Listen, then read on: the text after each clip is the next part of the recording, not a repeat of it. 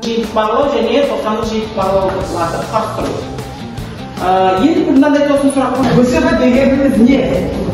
Қалай түсінесіздер? Айтып беріңіздерші, қалай қарастырасыз? Бөлімде не өтті?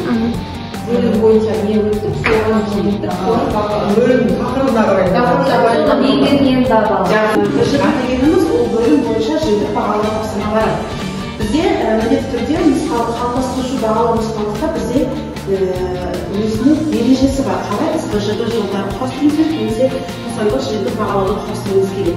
Біз білеміз, тоқсандық жиынтық бағалаудың мақсатын біз өзгертпейміз. Ол спецификада келеді, сол мақсатқа қарай тапсырмаларымызды қостырамыз. Біз бөлім бойынша жиынтық бағалауда біз мақсатты өзгерте аламыз. Мысалы, бірінші тоқсанда, екінші тоқсанда қандай бөлімдерді өтеді, қандай дағдыны қалыптастыруымыз керек, біз соған мақсат таңдаймыз. Бірақ мысалы орыс сыныптарында қазақ тілінен әдебиет, қазақ сыныптарында орыс тілінен әдебиет міндетті түрде қалыптастырушы бағалауда нұсқаулықта 17-ші бетте көрсетілген. Бірінші БЖБ-сы тыңдалым мен айтылым жүргізіледі екен. Екінші БЖБ-сында оқылым мен жазылым жүргізіледі екен. Енді біз мақсат таңдап болған соң біздің БЖБ-мыз неше минутта өтеді? 15-20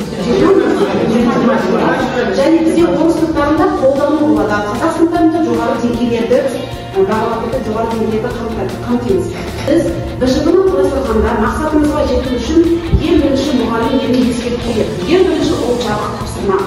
Мысалы, бізде егер тыңдалым болса, тыңдалым мәтіні болса, біз мәтінді балаларға бермейміз, біз мәтінді тыңдатамыз. Тыңдатқаннан кейін біз жабық тапсырманы міндетті түрде алуымыз керек. Бірінші тапсырмамыз жабық тапсырма болады, екінші тапсырмамыз жабық тапсырма болады, үшінші тапсырмамыз ашық тапсырма болады. Жабық тапсырмалардың түрлері көп таңдауы бар тапсырмалар, салыстыру, сәйкестендіру тапсырмалары, шындық немесе жалған немесе мәтіннен белгілеу. Бұл орыс сыныптарына да қазақ тілі және қазақ тілі орыс сыныптарына да бірдей. Дәл осылай біз БЖБ-ны да осылай тапсыруымыз керек. Осы ереже бойынша БЖБ-ны да ТЖБ-ны реттілікті анықтау тапсырмасының бұл жерде оқылым мәтіні беріледі. Бала оқиды, мәтінге сүйене отырып сөйлемдердің реттілігін өзі белгілейді.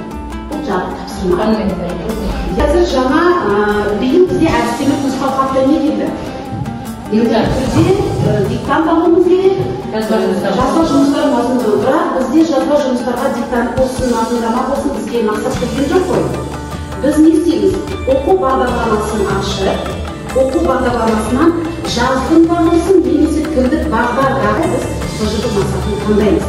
Енді қараңыздар, бөліміміз бойынша қызыл кітап, жануарлар, өсімдіктер. Осы қызыл кітап бойынша тапсырма мәтін беріледі. Яғни сұрақтарға оңай алу керек, балалардың меңгере алатын мәтін не туралы, мәтіннен қандай ой түйдіңіз. Мәтін бойынша сөйлемдердің ретін көрсетіңіз.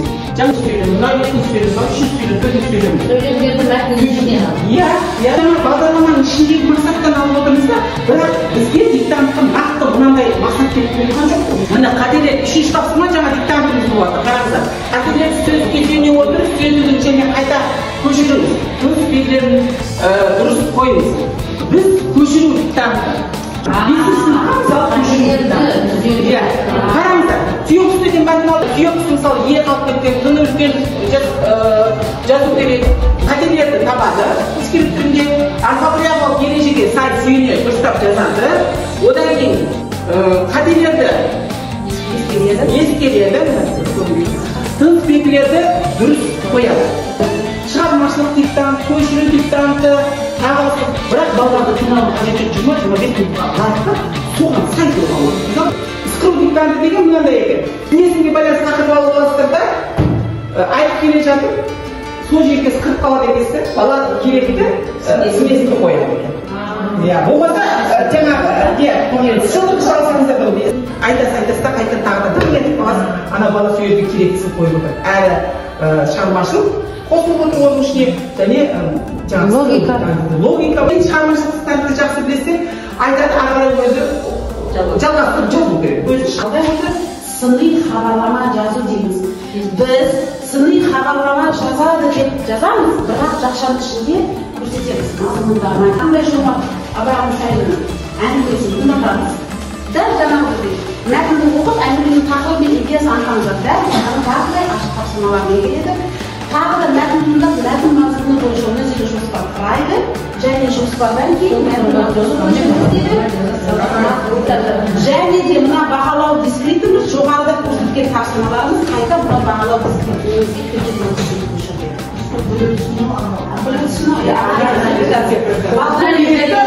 дұрыс жауап тапсырманың кілті, дұрыс емес жауаптар дистракторлар дегеніміз.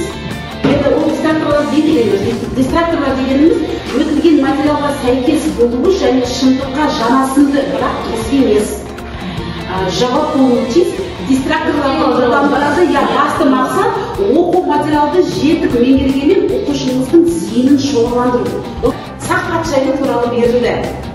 Енді мына екінші сұрақтан назар аударыңыздаршы. Режиссерлардың нақты ақпарат табыңыз дейді. Бұл жерде көрсетілген екі бар. Екі жауап тұр, бірақ тағы да жауаптары қандай болып тұр? Ұқсас болып тұр. Мысалы, тұмар туралы Мәденің көсемі, Мәденің жүрегі, Мәденің қызы скептемей болды. Бұл жерде дистракторлар бар. Дистракторлар дегеніміз не? Жауапқа жақын, бірақ жауабы дұрыс емес. Ол жауапқа жақын болғанмен ол мәтінде жүр. Балалар тағы да мәтінді не істейді? Оқиды.